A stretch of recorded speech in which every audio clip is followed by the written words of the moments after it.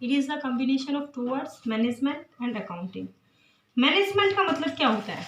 Management का मतलब होता है किसी भी संगठन के लिए नियोजन करना, संगठन बनाना, निर्देशन देना और कंट्रोलिंग करना, जैसा हम सबको पता है।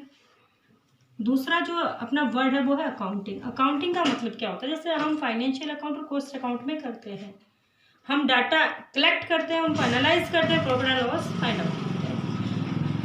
अब हमें मैनेजमेंट का भी मतलब समझ में आ गया, अकाउंट का मतलब भी समझ में आ गया। मैनेजमेंट का मतलब डिसीजन लेना और अकाउंट का मतलब प्रॉफिट एंड लॉस, अलग अलग डाटा से प्रॉफिट एंड लॉस को निकालना। तो मैनेजमेंट अकाउंट का मीनिंग क्या है? मैनेजमेंट अकाउंट का मतलब होता है financial account and cost account, यानी डिफरेंट अकाउंट से इंफॉर्मेशन लेके मैनेजर्स को प्रोवाइड कराना, जिससे कि वो फ्यूचर के लिए डिसीजन ले सके। अब अगर मैं कहूँ कि ये जो अकाउंट है ये स्पेशली मैनेजमेंट के लिए होती है ताकि वो डिसीजन ले सके, तो ये गलत नहीं होगा। इसीलिए हम इसको मैनेजमेंट ओरिएंटेड अकाउंट भी कहते हैं। सेकंड जो इसका नाम है वो क्या है? Accounting for management. अगर कहें तो हम इसको मैनेजमेंट अकाउंट भी कहते हैं। तो ये जो होती है मेन यूज किसके लिए यूजफुल होती है? मैनेजमेंट अकाउंट से। इसका जो अगर हम ब्रीफ में देखें तो मैनेजमेंट अकाउंट का जो काम होता है वो मैनेजर्स को सर्विस प्रोवाइड करा, इंफॉर्मेशन प्रोवाइड कराना होता है ताकि वो डिसीजन ले सके। यानी कि मैनेजमेंट अकाउंट जो है वो डिसीजन नहीं लेता, वो खाली सर्विस प्रोवाइड कराता है मैनेजर्स को। अब आता है करेक्टरिस्टिक्स ऑफ मैनेजमेंट अकाउंट। तो मैनेजमेंट अकाउंट के जो पहला करेक्टरिस्टिक्स है, बहुत सारे करेक्टरिस्टिक्स है, आप चाहो तो मीनिंग से निकाल सकते हो। सबसे पहले तो हम मीनिंग ही लिख सकते हैं इसकी कि फाइनेंशियल अकाउंट और कॉस्ट अकाउंट से इंफॉर्मेशन प्रोवाइड करा के किसको देना?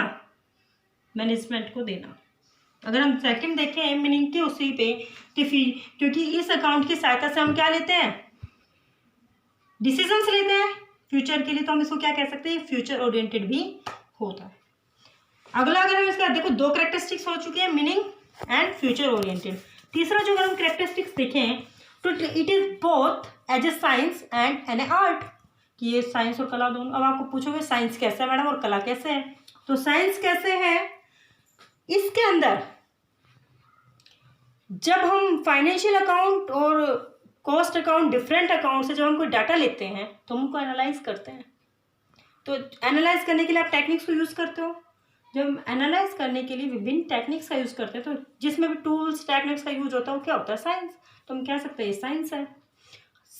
ऑन द अदर हैंड हम क्या कहते हैं इसको? आर्ट यानी कला। तो हम इसको कला कैसे कह सकते हैं?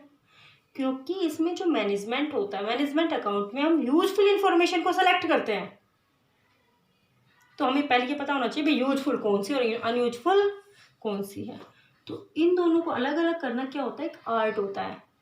हर एक पर्सन के लिए यूजफुल इंफॉर्मेशन अलग होगी और अनयूजफुल इंफॉर्मेशन अलग होगी। तो हम कह सकते हैं कि ये दोनों ही है, कला भी और साइंस विज्ञान भी। अगला जो इसका पॉइंट है वो है अकाउंटिंग सर्विसेज। देखो, क्योंकि management account service provide, information provide कराता है मैनेजमेंट को, और इंफॉर्मेशन जो है वो सर्विस के एरिया में आता है। क्योंकि इसमें हम किसी भी चीज़ का प्रोडक्शन नहीं करते हैं, क्या करते हैं?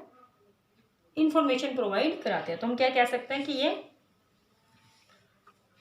इंफॉर्मेशन सर्विस एक अकाउंटिंग सर्विसेज है। अगला जो पॉइंट है वो क्या है? It is the integrated system. कि इंटीग्रेटेड सिस्टम है कि एक एकीकृत प्रणाली है। इसके अंदर हम क्या करते हैं कि बहुत सारे जो डिफरेंट अकाउंट हैं उनको एक जगह लाते हैं, एक जगह उनको डाटा को इकट्ठा करते हैं, देन उनको एनालाइज करते हैं। यानी हम सभी चीज़ों को एक जगह लेके आते हैं, चाहे वो कॉस्ट अकाउंट हो, चाहे वो फाइनेंशियल अकाउंट हो, चाहे वो बजटरी कंट्रोल हो, चाहे वो स्टैंडर्ड कॉस्टिंग हो, जो अलग अलग टेक्निक्स है सबको एक जगह लेके हम इंफॉर्मेशन प्रोवाइड कराते हैं। इसलिए हम क्या कह सकते हैं कि इंटीग्रेटेड सिस्टम है। आगे कहता है मोर कंसर्न विद फ्यूचर। मैंने पहले बताया कि it is relate with future, क्योंकि मैनेजर्स जो होते हैं फ्यूचर के लिए डिसीजन लेते हैं, भविष्य के लिए कुछ काम करते हैं। तो क्या कह सकते हैं कि जो हमारा मैनेजमेंट अकाउंट है वो इतने काम इसीलिए करता है भाई, डाटा को कलेक्ट करने का, डाटा को इंटरप्रेट करने का, डाटा को एनालाइज करने का, ताकि फ्यूचर के लिए अच्छा डिसीजन ले सके और अपने बिजनेस को सर्वाइव करा सकें। अगला जो पॉइंट है वो कहता है more emphasis on the nature of element of cost, कि इसका जो मेन फोकस रहता है वो किस पे रहता है, कॉस्ट पे। देखो कोई भी अगर हम टेक्निक्स यूज़ करते हैं, कोई भी नई टेक्निक, तो क्यों करते हैं हम? वो करते हैं प्रॉफिट को मैक्सिमम करने के लिए और कॉस्ट को मिनिमम करने के लिए। अगर हमें अपनी कॉस्ट पता होगी तभी तो हम उसको मिनिमम कर सकते हैं। कहते हैं इसका जो मेन फोकस रहता है वो किस पे रहता है,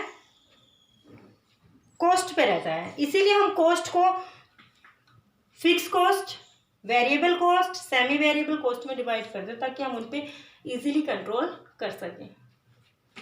अगला जो इसका कैरेक्टरिस्टिक्स है वो है causes and effect analysis.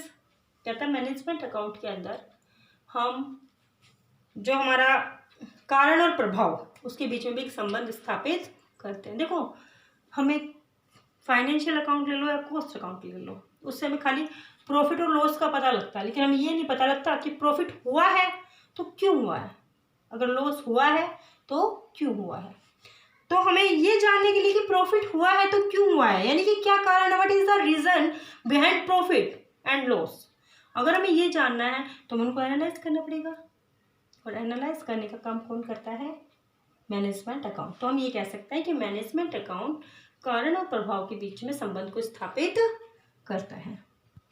Next point is rules and precise are not universal. देखो इसके जो रूल हैं, यानी इसके जो मैनेजमेंट अकाउंट के जो रूल हैं वो यूनिवर्सल नहीं है। क्यों नहीं है? देखो वैसे तो मैनेजमेंट अकाउंट को बनाना मैंडेटरी नहीं है। हर ऑर्गेनाइजेशन क्या करता है अपने अकॉर्डिंग, अगर उसको लगे कि भाई उसको बनाना यूजफुल है, उसके इस मैनेजमेंट अकाउंट से बनाने से ज़्यादा प्रॉफिट इंक्रीज होंगे और ज़्यादा उसके लिए सूटेबल रहेगा, तो वो मैनेजमेंट अकाउंट को बनाता है। अगर उसको लगे नहीं बनाना तो नहीं बनाता। तो इसी तरीके से अगर उसे बनाना है तो उसके लिए रूल भी वही डिसाइड करेगा, टेक्निक्स भी वही ऑर्गेनाइजेशन डिसाइड करेगी। कोई फाइनेंशियल अकाउंट कॉस्ट अकाउंट को यूज़ करता है तो दूसरी जो ऑर्गेनाइजेशन है वो बजटरी को, फाइनेंशियल एनालिसिस को, बजट स्टैंडर्ड कॉस्टिंग को, common size statement, ratio analysis इनको यूज़ करती है। तो ये सारी फर्म पे डिपेंड करता है, ऑर्गेनाइजेशन पे डिपेंड करता है, उनके मैनेजर्स पे डिपेंड करता है कि वो कौन कौन से रूल को फॉलो करें। तो हम ये कह सकते हैं कि rules and precise are not universal. अगला जो अपना कैरेक्टरिस्टिक्स है वो है supplies information on not decision. देखो हमें पता है कि मैनेजमेंट अकाउंट खाली मैनेजर्स को इंफॉर्मेशन प्रोवाइड कराता है ताकि वो अच्छे से अच्छे डिसीजंस ले सके। अब देखो यहीं पे पहली लाइन में क्लियर हो गया कि क्या काम करता है, इंफॉर्मेशन प्रोवाइड कराता है, डिसीजन नहीं लेता। तो डिसीजन लेने का काम तो टॉप लेवल मैनेजमेंट जो अलग जो डिपार्टमेंट है वो करता है। मैनेजमेंट अकाउंट है वो खाली क्या करता है, इंफॉर्मेशन को प्रोवाइड कराता है। अब आता है अचीविंग ऑफ ऑब्जेक्ट। कह रहा है इसका जो मेन जो इसका ऑब्जेक्ट होता है वो जो ऑर्गेनाइजेशन का जो ऑब्जेक्ट है उसको अचीव करना होता है, यानी कि जो संगठन है वो किस उद्देश्य से स्थापित किया है उसको अचीव करने के लिए हम मैनेजमेंट अकाउंट का एस्टेब्लिश करते हैं। तो ये इसके कैरेक्टरिस्टिक्स का बहुत इजी थे कि सिलेक्टिव नेचर का होता है, फ्यूचर ओरिएंटेड होता है, आर्ट एंड साइंस है, और जो कॉस्ट पे बहुत ज़्यादा इसका दबाव रहता है कॉस्ट को कम करने पर, रिड्यूस करने पर। और क्या था इसका कि ये इन्फॉर्मेशन प्रोवाइड करता है, डिसीजन नहीं लेता है, और रूल जो है वो यूनिवर्सल नहीं है। तो ये सारे इसकी कैरेक्टरिस्टिक्स है। अब जो आगे हम पढ़ेंगे वो टॉपिक है स्कोप ऑफ मैनेजमेंट अकाउंटिंग। तो मैनेजमेंट अकाउंट के कौन कौन से स्कोप है। देखो जब भी हम स्कोप कर पढ़ते हैं तो इसका मतलब ये है कि मैनेजमेंट अकाउंट कहाँ कहाँ काम करता है। यानी कि अगर हम मैनेजमेंट अकाउंट यहाँ पे लिखें तो इसके इर्द गिर्द यानी कौन कौन सी चीज़ों से रिलेटेड है वो सारी चीज़ें किस में इंक्लूड होगी, स्कोप में। तो सबसे पहले जो मैनेजमेंट अकाउंट है उसके अंदर हम फाइनेंशियल अकाउंट को यूज़ करते हैं। कौन से अकाउंट को यूज़ करते हैं, फाइनेंशियल अकाउंट। फाइनेंशियल अकाउंट यानी कि वित्तीय लेखांकन। सबको पता है कि वित्तीय लेखांकन में हम क्या करते हैं, जो हमारे आंकड़े हैं उनको रिकॉर्ड करते हैं, लिखते हैं, उनको एनालाइज करते हैं। एनालाइज करने का काम नहीं होता, सॉरी, रिकॉर्डिंग करते हैं, उनका क्लासिफिकेशन करते हैं, और फिर उनसे निष्कर्ष निकालते हैं कि हमें प्रॉफिट हुआ है या लॉस हुआ है। और फिर हम क्या करते हैं, उनको अपने जितने भी उनके यूजर्स हैं उन तक पहुंचाते हैं। तो मैनेजमेंट अकाउंट में हम जो फाइनेंशियल स्टेटमेंट बना है, जिसमें profit and loss, balance sheet, trading account आता है, उनसे इंफॉर्मेशन लेते हैं। इसीलिए हम क्या कह सकते हैं कि मैनेजमेंट अकाउंट में फाइनेंशियल मैनेजमेंट का बहुत इंपॉर्टेंट रोल है। इनसे हम बहुत इंपॉर्टेंट जो इंफॉर्मेशन है वो कलेक्ट करते हैं। सेकंड आता है कॉस्ट अकाउंट। तो मैनेजमेंट अकाउंट का जो दूसरा मेन स्कोप है वो है कॉस्ट अकाउंट। कॉस्ट अकाउंट में हम क्या करते हैं, कॉस्ट अकाउंट में हम per unit cost and total cost वो निकालते हैं। साथ हम ये देखते हैं कि पर यूनिट कॉस्ट और टोटल कॉस्ट को कैसे रिड्यूस किया जा सकता है, कैसे कम किया जा सकता है, how to reduce our cost. क्योंकि हमें देखो किसी भी ऑर्गेनाइजेशन में हम प्रॉफिट को तभी मैक्सिमम कर सकते हैं जब हमारी कॉस्ट मिनिमम हो। उसके लिए हमें क्या करना पड़ेगा, कॉस्ट से रिलेटेड डाटा लेने पड़ेंगे, जिसके लिए हमें कॉस्ट अकाउंट को यूज़ करना पड़ता है। यानी कि it is the very useful for management account.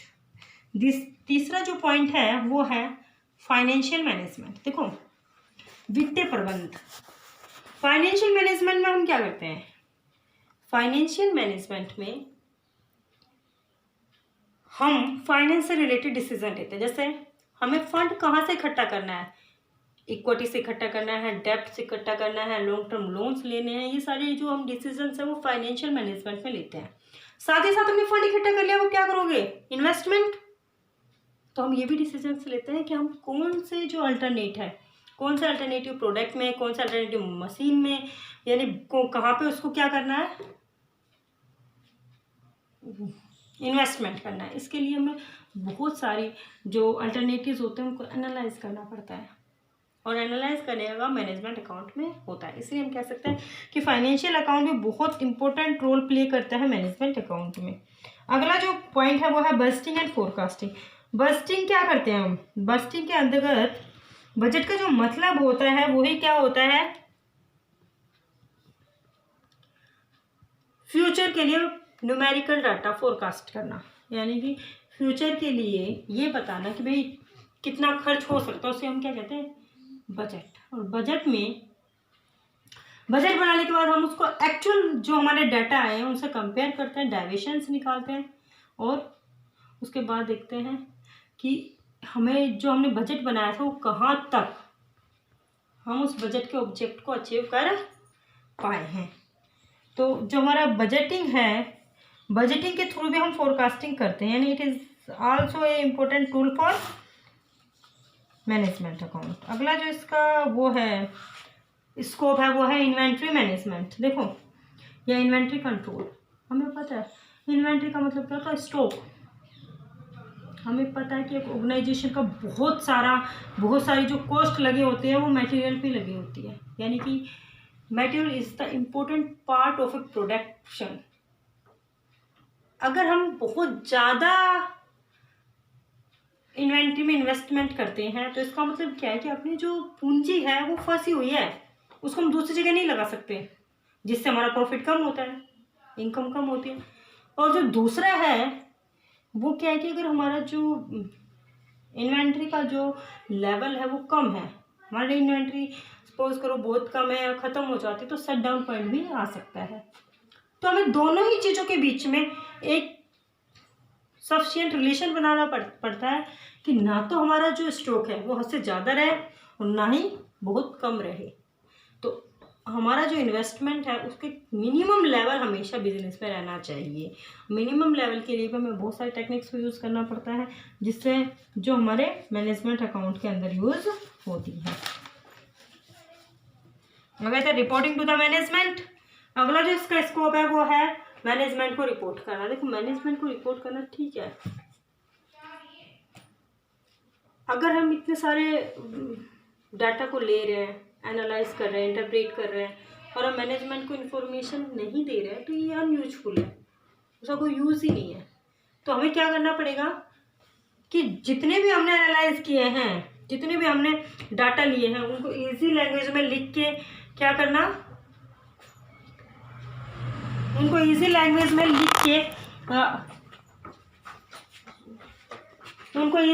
में लिख के अपने मैनेजर्स को प्रोवाइड कराना ताकि वो डिसीजन ले सके, उनको इजी टू अंडरस्टैंड लैंग्वेज में रिपोर्ट प्रेजेंट करना। अगला जो है इसका वो है स्कोप है, वो है टैक्स अकाउंटिंग। टैक्स अकाउंटिंग का देखो, कोई भी ऑर्गेनाइजेशन प्रॉफिट के लिए काम करता है। जब भी आप प्रॉफिट के लिए काम करते हो तो आपको एक जो अमाउंट है वो टैक्स के लिए भी पे करनी पड़ती है। इसके लिए आप टैक्स अकाउंटिंग का यूज़ करते हैं। तो हमें पता चल गया है कि मैनेजमेंट अकाउंट की मीनिंग क्या था, कैरेक्टरिस्टिक्स क्या थे, इसके स्कोप क्या है। अब हम जो डिस्कस करेंगे वो डिस्कस कर रहे हैं हम कि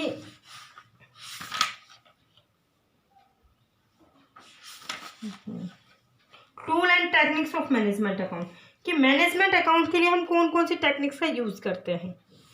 तो सबसे पहले आता है भाई कौन कौन सी टेक्निक्स है जिससे कि हम इंफॉर्मेशन को मतलब डाटा को यूजफुल इंफॉर्मेशन में कन्वर्ट करते हैं। तो पहली जो टेक्निक है वो है analysis end of financial statement, कि फाइनेंशियल स्टेटमेंट को एनालाइज करना। देखो सबसे पहले आपको पता ही है कि फाइनेंशियल स्टेटमेंट में हम प्रॉफिट एंड लॉस को पता लगाते हैं और प्रॉफिट एंड लॉस को जो डाटा है उनको एनालाइज करते हैं। इसके लिए मैनेजमेंट अकाउंट बहुत सारी डिफरेंट जो टेक्निक्स हैं उनको यूज़ करता है, जैसे comparative size statement, common size statement, analysis of trend analysis, ratio analysis, cash flow statement, fund flow statement. तो ये सारी टेक्निक्स जो अपना मैनेजमेंट अकाउंट है वो डाटा को एनालाइज करने में करता है, फाइनेंशियल अकाउंट को एनालाइज करने में करता है। दूसरा जो है वो है कॉस्ट अकाउंटिंग टेक्निक। देखो कॉस्ट अकाउंट टेक्निक का मतलब क्या है कि जो अपने कॉस्ट से रिलेटेड जो डाटा है उनसे जो हमें मिले हैं जो हमें हिस्ट्रिकल डाटा मिले हैं उन डाटा को अलग अलग प्रोडक्ट के लिए पहले तो लिखना कि पर यूनिट कॉस्ट कितनी होगी, टोटल कॉस्ट कितनी होगी, हर डिपार्टमेंट के लिए लिखना और फिर उनको ऑपरेट करना। जैसे इसके अंदर हम प्रोसेस अकाउंट को यूज़ करते हैं, जॉब अकाउंट को यूज़ करते हैं, बैच अकाउंट को यूज़ करते हैं। तो ये सारी किस्में आएगी कॉस्ट अकाउंट टेक्निक में। अब आता है budget control technique. Budget control technique क्या होती है? बजट, जैसे मैं बार बार बता रही हूँ कि बजट के अंदर बजट बनाया जाता है, एक्चुअल से कंपेयर किया जाता है। देन हम ये देखते हैं कि डाइवेशंस क्या हैं, कि भाई अगर हमने अपने बजट को अचीव नहीं किया है तो क्यों नहीं किया है। अगर अपनी अगर अपनी जो रिवेन्यू है, कॉस्ट है, वो बजट से ज़्यादा आ रही है तो क्यों आ रही है। तो हम देखते हैं कि उसके पीछे क्या कारण है और फिर उन कारणों को सोल्व आउट करने का काम हम मैनेजमेंट अकाउंट में करते हैं। अगला है स्टैंडर्ड कॉस्टिंग। देखो स्टैंडर्ड कॉस्टिंग और बजटरी कंट्रोल की एक ही प्रोसेस है, but what is the difference between standard costing and budgetary costing. देखो स्टैंडर्ड कॉस्टिंग के अंतर्गत हम इंक्लूड करते हैं खाली कॉस्ट को, जबकि बजटरी के अंदर हम रिवेन्यू को इंक्लूड करते हैं। यानी कि बजटिंग का जो एरिया है वो ज़्यादा वाइड होता है, स्टैंडर्ड कॉस्टिंग का एरिया नैरो होता है। स्टैंडर्ड कॉस्टिंग के अंदर भी हम कॉस्ट रिलेटेड डाटा को पहले स्टैंडर्ड डिसाइड करते हैं, यानी कि हम खाली अनुमान लगाते हैं कि अपनी इतनी कॉस्ट आ सकती है और उस जो हमने स्टैंडर्ड है उसको एक्चुअल से क्या करते हैं, कंपेयर करते हैं। कंपेयर करने के बाद देखते हैं कि हमारी जो स्टैंडर्ड जो हमने डिसाइड किए थे एक्चुअल कॉस्ट उससे ज़्यादा है या कम है, यानी कि डाइवेशंस निकालते हैं। डाइवेशन पॉजिटिव, नेगेटिव और जीरो तीनों हो सकते हैं। और हम देखते हैं कि जो अपने वो है स्टैंडर्ड कॉस्टिंग में जो डाइवेशंस है उनके रीज़न को देखने के बाद उनके रीज़न को सॉल्व आउट करने की कोशिश मैनेजमेंट अकाउंट में करते हैं। आगे आता है डिसीजन अकाउंटिंग। देखो अगला जो अपना टेक्निक है उसका नाम है डिसीजन अकाउंटिंग। मैनेजमेंट क्या करता है, मैनेजमेंट डिसीजन लेता है, मैनेजमेंट क्या करता है, डिसीजन लेता है। अब डिसीजन क्या होता है, बहुत सारे अल्टरनेट में से बेस्ट को सिलेक्ट करना। देखो आपको हर चीज़ में अल्टरनेटिव मिलते हैं तो आप बेस्ट को सिलेक्ट करते हो, तो बेस्ट को सिलेक्ट करना ही क्या है, डिसीजन मेकिंग है।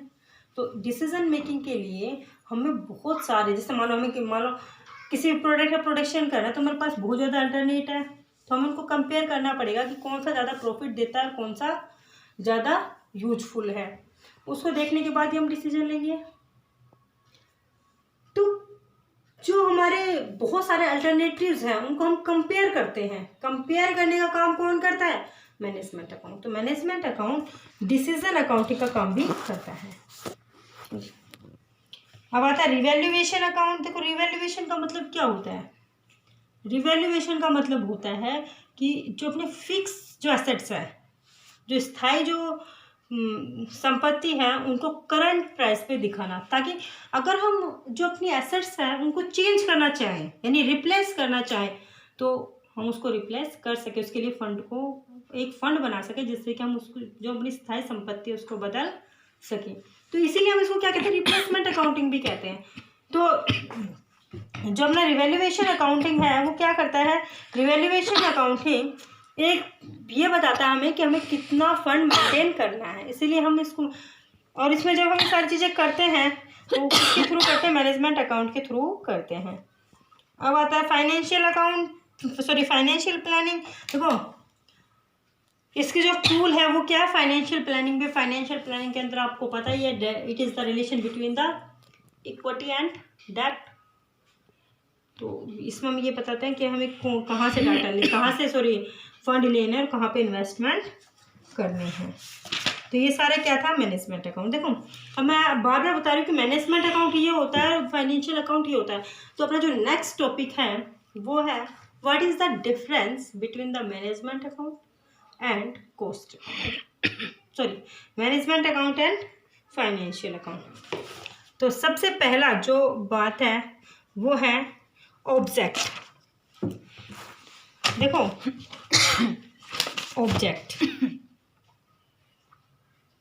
ऑब्जेक्ट तो फाइनेंशियल जो अकाउंट है उसका जो पहला जो ऑब्जेक्ट है वो क्या है?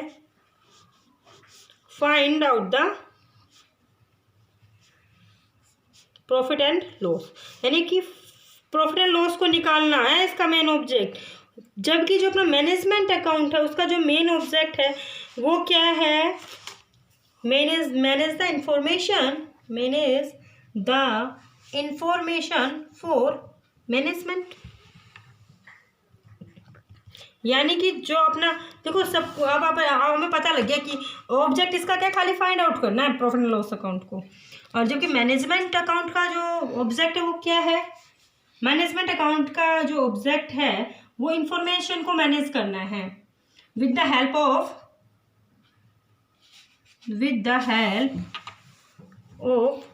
Financial account and cost account, budgetary control, standard control, ECT। Second जो इसका पॉइंट है वो है सब्जेक्ट मैटर। तो इसका जो फाइनेंशियल अकाउंट है उसका मेन फोकस क्या रहता है? असेसिंग द रिजल्ट, कि हमारा जो प्रॉफिट है वो कितना है, लॉस कितना है। जबकि मैनेजमेंट अकाउंट का जो मेन जो फोकस होता है वो किस पे होता है? इंफॉर्मेशन पे, useful information and unuseful information. अब आता है तो तीसरा जो इसका डिफरेंस है वो है हिस्टोरिकल एंड फ्यूचर ओरिएंटेड। तो जो हमारा फाइनेंशियल अकाउंट है it is totally based on historical data, क्योंकि ये जो पीछे जो हमने हो चुका है उस डाटा के ऊपर उसको रिकॉर्ड करने के बाद बनता है। जबकि मैनेजमेंट अकाउंट में हम क्या करते हैं? फ्यूचर से रिलेटेड डिसीजंस लेते हैं। तो हम ये कह सकते हैं फाइनेंशियल अकाउंटिंग हिस्टोरिकल बेस्ड होता है, जबकि जो अपना मैनेजमेंट अकाउंट है वो फ्यूचर ओरिएंटेड होता है। कंपल्सन देखो बच्चों, मैं पहले ही बता चुकी हूँ कि जो फाइनेंशियल अकाउंट होता है वो तो मैंडेटरी होता है, उसको तो बनाना ही बनाना पड़ता है हर ऑर्गेनाइजेशन। लेकिन जो अपना ये है मैनेजमेंट अकाउंट है उसको हर ऑर्गेनाइजेशन के लिए बनाना ज़रूरी नहीं होता। अगर ऑर्गेनाइजेशन चाहे तो बना सकती है और ऑर्गेनाइजेशन चाहे तो नहीं बना सकती।